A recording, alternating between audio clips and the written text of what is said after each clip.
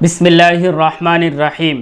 جب اسلامی سال شروع ہوتا ہے تو ایک شخص انگلینڈ سے بیٹھ کر امت مسلمہ کی چاند کے سلسلے میں ایسی رہنمائی کرتا ہے کہ تمام ڈاؤٹ اور شبہات دور ہو جاتے ہیں۔ عالم اسلام خاص طور پر انڈیا، پاکستان اور بنگلہ دیش وغیرہ میں جو چاند دیکھنے والی کمیٹیاں ہیں ان کے نزدیک اہمیت دی جاتی ہے اور ترجیح دی جاتی ہے۔ عالم دین، شاندار رائٹر، ماہر فلکیات، حدیث اور اصول فقہ میں شاندار کمانڈ رکھنے والے مولانا سمیر الدین قاسمی 6 نومبر 1950 کو جمال الدین کے گھر جھارکھنڈ ضلع گڈا کے ایک گھٹی نام کے گاؤں میں پیدا ہوئے۔ انہوں نے شروع کی تعلیم اپنے گاؤں کے مکتب میں ہی حاصل کی، لیکن پھر بعد میں 1962 کو مدرسہ امداد العلوم اٹکی رانچی، 1964 کو مدرسہ اعزازیہ بھتنا باگلپور، 1966 کو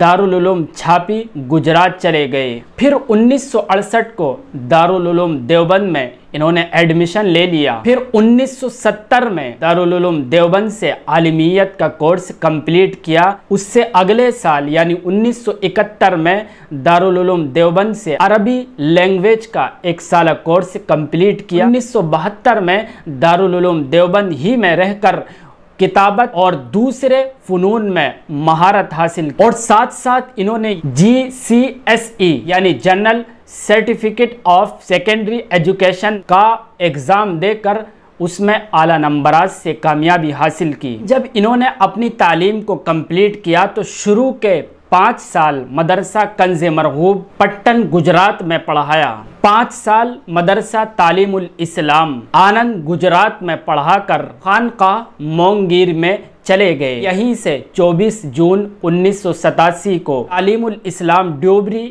انگلینڈ چلے گئے۔ 1 سال وہاں پڑھا کر بلہم مسجد لندن میں تقریباً 4 سال انہوں نے امامت کی۔ پھر 1995 سے 2000 تک فلتہم ثم ماجسٹیر میں پڑھایا۔ اس کے بعد پڑھانا چھوڑ کر کتابوں کے لکھنے میں لگ گئے اور آج تک وہی کام کرتے ہیں۔ آخر میں آپ کو بتلا دیں کہ مولانا سمیر الدین قاسمی صاحب کی پوری فیملی آج کل انگلینڈ کے اندر ہی رہتے ہیں۔ سب سے آخر میں آپ کو بتلا دیں کہ مولانا سمیر الدین قاسمی تقریباً 25 کتابوں کے رائٹر ہیں، یعنی اب تک یہ تقریباً 25 کتابیں لکھ چکے ہیں۔